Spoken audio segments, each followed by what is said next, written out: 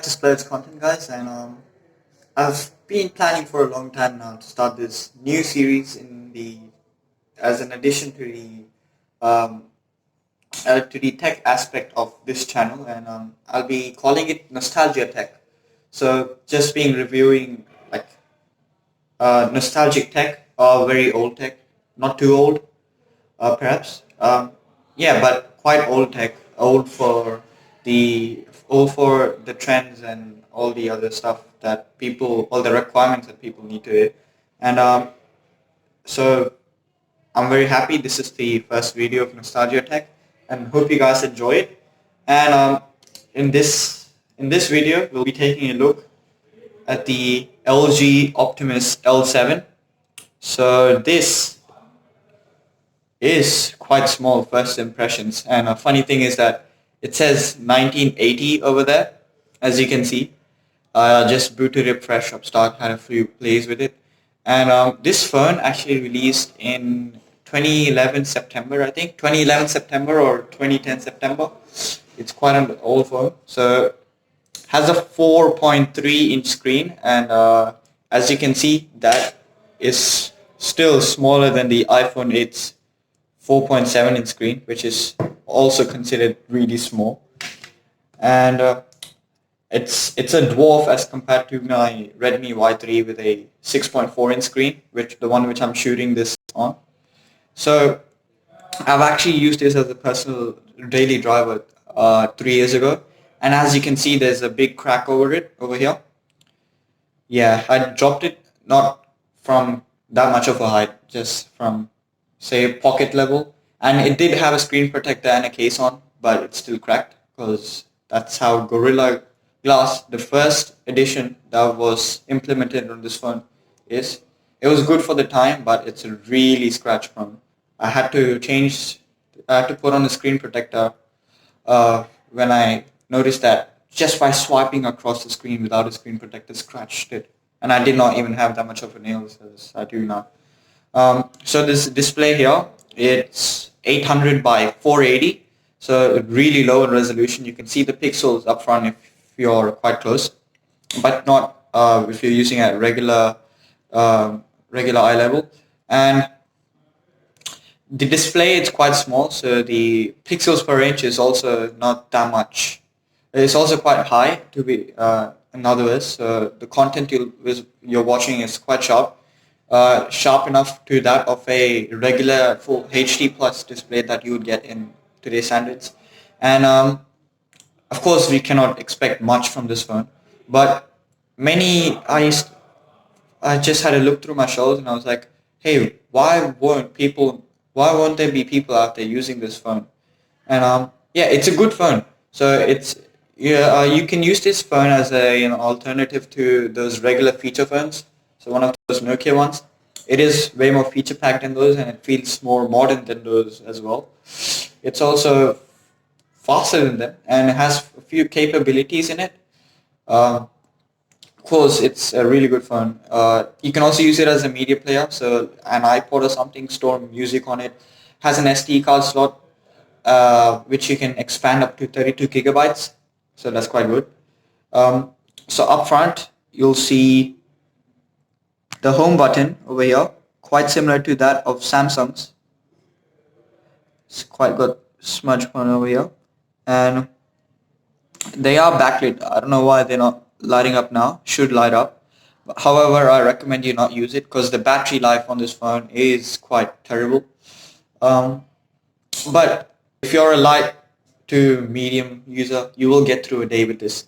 It has this 1700 milliamp hour battery, which is quite small by today's standards.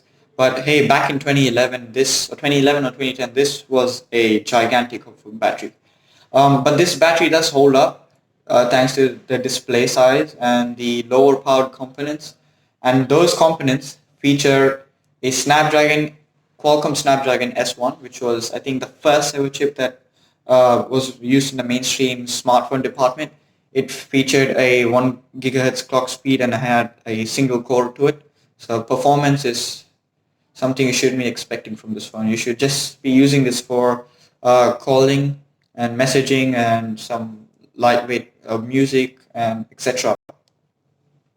Um, this phone also did not have any RAM or very little RAM with only 512 MB. It was quite good for the standards of 2011, but not 2020 at all. 2020, this phone is quite aged actually. I mean, I actually like this compact phone. When you come over to the cameras, as you can see here, there is a 5 megapixel rear shooter, um, and a 1.3 megapixel front shooter. The camera is quite good. It's good enough. It's you don't mean sorry, not quite good. It's good enough. You can get decent photos.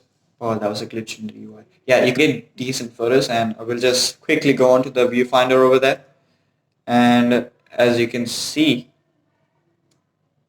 it's quite slow to focus. However, it's good enough.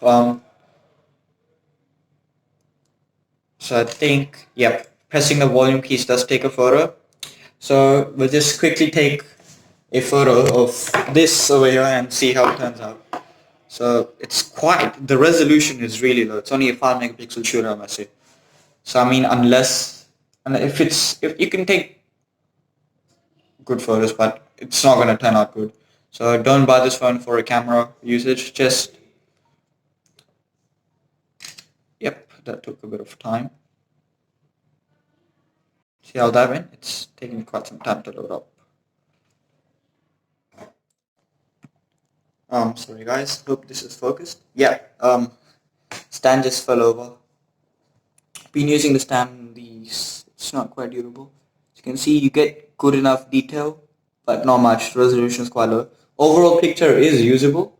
You can use it in today's standards, but don't use it as a mainstream photography phone or anything. Just for quick snaps here and there. So yeah, going back into the camera interface. Whoops, just took a picture there. Man, it's so small, and the volume button, it's really easy to press. Like you can take a photo easily. Yeah, and there are quite a few modes here. So think, yeah, portrait, it won't blur the background or anything. It's just enhance the colors a bit. Yeah, so that's it from the cameras. Coming to selfies, whoa, I'm not revealing much. So yeah, really sorry guys, just fell over again. And quick side by side comparison with the iPhone 8, as you can see. Yeah, the colors are really washed out, as you can see over here.